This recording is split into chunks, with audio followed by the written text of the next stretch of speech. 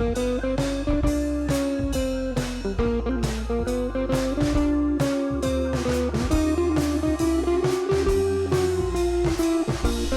what is this thing? This is a Whirley Pop, and this little machine, or pot, makes some of the best homemade popcorn I've ever had. I use mine all the time. I have a recipe that I like to use with it for making regular popcorn and kettle corn, and I usually make them first the regular and then the kettle on the same day. Nice thing with the Whirley Pop is you're able to make your popcorn with only the ingredients you want. So if you have a family member with allergies or you prefer organic or natural foods, you have the freedom to do that, as opposed to using a microwave popcorn bag where you might be getting a lot of chemicals and whatnot through it. I'll show you today my 2 favorite Whirley Pop recipes, and then we'll talk about how affordable the Whirley Popper is. This thing makes really good and affordable snacks. Let's get started. These are the ingredients I use to make my Whirley Pop popcorn. I use white popcorn, the Kroger brand one I like. It has really thin skins or hulls on the kernels, so they're easy to chew. I use the coconut oil for the grease in the pan. I use sea salt for seasoning, and then for the kettle corn we use sugar, just plain granulated sugar. I like to use a cookie scooper to get the coconut oil out so that it's a little easier. This is the process that I use. Before I start, I make sure to have all my ingredients out because it's a hot pan and you don't have a lot of time. So by having everything out early, it makes it go a lot easier. Then I make sure I have a dish ready to dump it into, because once it's done popping, it will burn quickly if you don't get it out of the pan. With those things ready, I get my popper ready and I'm ready to start. Here's how it works. Step 1, put your Whirley Popper on the oven. Then it's time to put in the coconut oil. I like to put in 2 or 3 cookie scoopers worth. I like using the cookie scoop with the coconut oil because that way it doesn't stick to the spoon. First one, I'll put in 2 scoops of it. And then I'm going to put in a 1/2 cup of the popcorn kernels. And I'm going to put in a few shakes of salt. Then it's time to close the Whirley Popper and turn on your flame on your stove. I like to keep mine on a medium-high setting. You want it to pop swiftly. And then I put on my oven gloves. These are my favorite oven mitts because they give you a really good grip on things and they prevent things spilling on you and whatnot. These are the regular ones, but they come in the steam resistant too, which those would be good. They're not the most cute oven gloves. I know there's a lot of like pretty floral print ones and whatnot, but they work really well. And I've had these for over 10 years and they have held up really well. And they go through the wash just fine, so they're very useful. My husband likes to use them with the barbecue. So this is warming up here. And you'll know it's getting ready to pop when you hear one of the kernels start to go. So what you do with the Whirley Popper is you hold the handle with one hand and you turn the crank on the end with the other, and you just keep doing this until you hear all the popcorn pop. Once the popping stops, dump it directly into your bowl.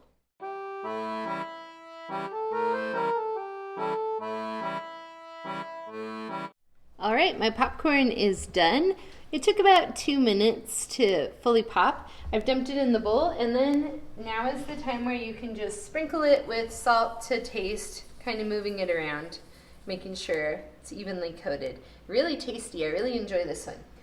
Now, our pan is already hot and it's already covered in grease, so it's a good time to make a second batch of popcorn. The one I like to do second is the kettle corn because it leaves a sugar coating in the pan, and if you do it first, then you have to wash the pan and it takes longer. So this is a quick way to do 2 in a row. So for the kettle corn, the ingredients are very similar. The only difference of the instruction is the addition of the sugar. So you put in your grease again, 1, 2 of the coconut oil, or whatever oil you like to use at home. I find the coconut oil with the sea salt gives it kind of a nice, almost sweet flavor. Then I'm putting in less popcorn for this one because it gets sticky and it's hard to turn it around. I put in a 1/3 cup of the little white popcorn kernels. And then again, a few little shakes of salt. And I have my sugar ready. You need to have it ready before you start, and it's sitting right here. And what I'm going to do is I'm going to turn this on again to medium high, and I'm going to start stirring my popcorn. And when I hear the first pop, I lift this up, dump in the sugar quickly, and close it again, and keep stirring. And as I do that, it's going to coat the popcorn in the sugar mixture, and then just being careful to pull it off as soon as I'm done and dump it into the bowl that's ready, 1 or 2 depending on how much comes out. And once it's done and the sugar coating is still sticky and hot, you dump the salt on and it sticks to the salt. So I'm starting to hear some movement in here, waiting to hear a good solid pop out of the pan. Then I will dump the sugar in there and begin stirring with the handle.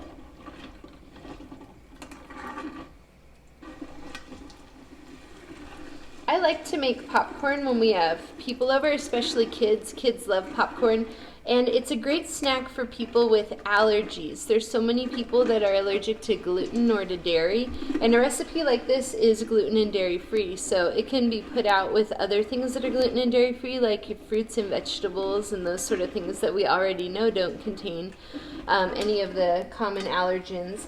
And then you're ready to host people who might have some dietary restrictions. Oh, I hear popping. It's time to put this in. I know people are sometimes intimidated to host when they hear somebody has a special diet, but there's so many simple recipes out there that you can make for people who are experiencing difficulty eating different foods. And a nice thing with this is just a natural, regular, whole food. You don't have to go and try to find a special kind of flour or something that you might need to look for at a specialty store outside of the regular things you would buy your family. You can just use something that you would have enjoyed otherwise and share it with the people. So as you can hear, this is popping nicely, and I can feel that it's a little sticky from the sugar in there. I'm going to continue stirring it until it starts to stop. Oh, sounds like we're about done here. So now it's time to turn off the heat and transfer it into the bowl. And this one is more sticky than the other one because it's coated in sugar. So I like to have extra space in my bowl so I can mix it around. Remembering we don't want to touch it with our hands. It's hot. Then it's time to sprinkle on some salt. That should stick to the sugar nicely. That's one of the things we all like about kettle corn, is that salty sweet taste that it has. Then it's a good time to have something to mix it with. You can use a spatula or a spoon, but just mixing it around and making sure to evenly coat the popcorn with the sugar mixture and the salt that we're putting on.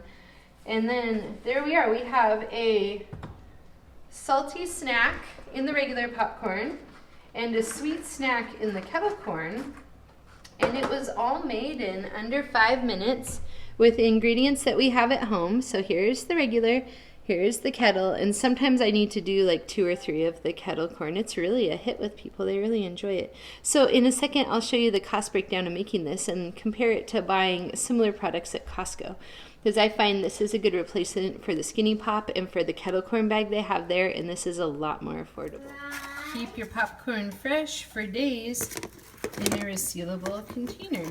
And you can just eat it when you're ready for it. Alright, so after doing a little bit of math on the ingredients, we figured out that the popcorn for each batch of popcorn costs about 25 to 30 cents. The coconut oil is about 24 cents. And sugar and salt are really cheap, about 15 cents for the sugar and maybe 1 or 2 cents for the salt. But altogether, it costs about 60 cents to make one recipe of the regular popcorn, and slightly more, around 75 cents to make one recipe of the kettle corn. Buying a bag of popcorn at Costco of the Skinny Pop is roughly $7 depending on sales or specials, and to buy the kettle corn they sell there is similarly around $7. So to buy the two is $14. So when you look at a price comparison, it's a lot cheaper to make it at home. And this is less than what comes in the bag at Costco, but you have a lot of wiggle room to make more to get up to that $14 price range. Popcorn's also really affordable if you buy it in a bulk bag, and it can be ordered through different online things like Azure Standard, and they have really good organic popcorn there. We're gonna work on developing a recipe for a sweet and spicy popcorn my daughter would like to try. But for now, let's see what she thinks. Phoebe, can you be my taste tester? Yep. All right, here's the regular. Good. All right, and then here is the Kettle.